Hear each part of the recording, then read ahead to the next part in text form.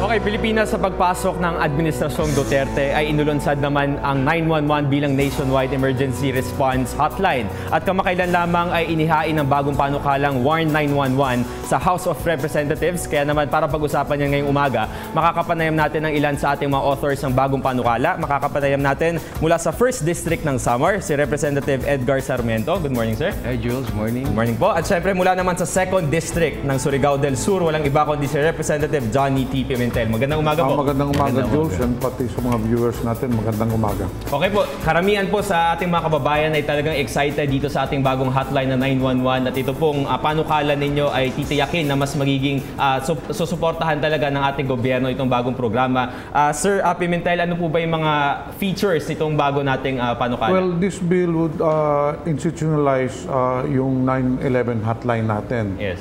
The concept is to create a 911 hotline from the national level up to the provincial, sa municipal, and abot dun sa barangay level so that it could serve our constituents.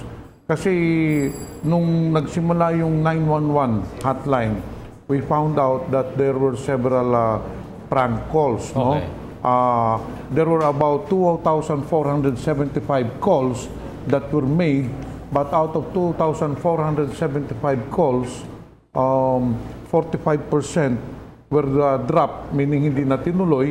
Then 304, that is 12%, were prank calls. Okay, marami Then yan. only 3% out of the 2,475 calls were legitimate. Okay. Ibig sabihin, 75 lang. And under this bill, yung prank calls will be penalized. No? Alright.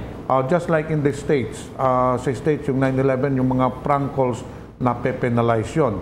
The first offense, i-penalize yung prankster ng 5,000 pesos. Okay. Then on the second offense, suspension of the network subscription of the caller, of the prankster, and a fine of 10,000 pesos. And on the third offense, the suspension of the subscription of the caller, a fine of 20,000 pesos, and imprisonment for a period of 15 days to 30 days. Okay. And so, and then the suspension of the network of the caller, pag successive na yung ano niya, an imprisonment of 1 month and 1 day to 6 months for the succeeding offenses. Ginagawa kasi natin to dahil para maiwasan na. Wala ng prank callers. Para na maiwasan yung mga pranksters. And there will be a mechanism wherein mahahanap talaga natin itong pranksters. Okay. And of course, this will be integrated sa mga responders natin, no? Mga responders, of course, will be the PNP, Bureau of Fire Protection, BGMP, Philippine Coast Guard, PDEA, National Bureau of Investigation, Emergency Response Network, the MMDA, Philippine National Red Cross, and even it will be interconnected with INDRIM. Okay. Para lahat ng mga ahensya that are involved dyan na to respond to emergency situations, madaling matawagan kaagad. Alright, ayan na. So sa lahat ng mga prank callers natin, matakot na kayo dahil meron na tayong mga parusa if ever na lalaroin nyo lang itong 911. Pero Congressman Sarmiento, syempre ang mahalaga dito, even after the term of President Duterte, dapat tuloy-tuloy pa rin yung suporta ng gobyerno. So ano po ba yung nilalaman nitong bagong yung panukala para syempre suportahan yung programa? Ganito yan, Jules. Itong 911 is a very popular number. Kung mapapansin mo, we Filipinos, we always partner ourselves sa United States. Yes. Ano? Since nakikita natin ang US, 911, they have shows, kita namin ni Kong Johnny na the program right under President Digong, mas maganda, igawin na talagang batas. Yes. Kasi ito, mahirap naman na pabago-bago number. Iba-ibang ahensya, iba-ibang emergency hotline. Itong batas natin, ang gagawin natin, isang numero na lang talaga that will be applicable sa lahat ng agencies. Ano? Okay. Red Cross ka, DSWD ka, PNP ka, lahat-lahat ito gagamitin na 911.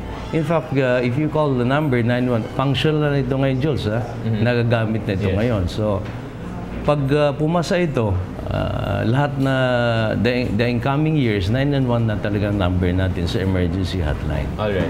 Okay. Congressman Pimentel, pag-usapan naman natin siyempre dito yung magiging gastos. Meron nga bang gastos yung mga consumers natin, yung mga kababayan natin? May kailangan ba silang bayaran para tawagan itong 911? Ito ang pinakamagandang picture nitong itong bill nito because the callers will be calling free of charge.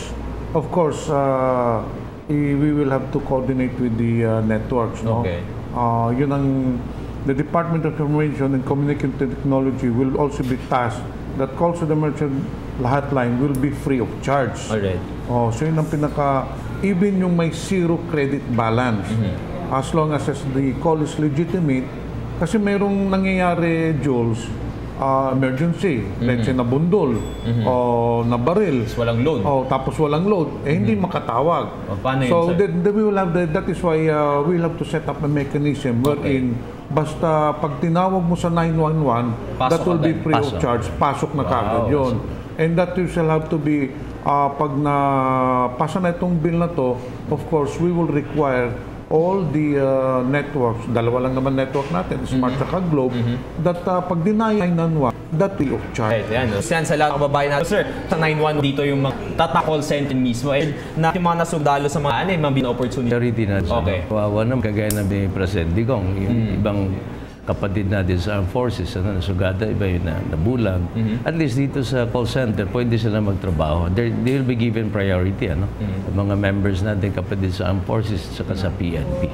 Okay, ayan. So as a final note, mga congressmen, mensahe niyo po sa mga kababayang Pilipino natin para siyempre assurance mo na talagang merong susuporta dito sa ating 911 nationwide hotline. Simulan po natin sa inyo. Well, sana naman ay masuportahan ng mga kuliga natin doon sa Kongreso itong bill natin sa 1911, 911 because this will greatly enhance the capacity of our responders to respond to emergency situations.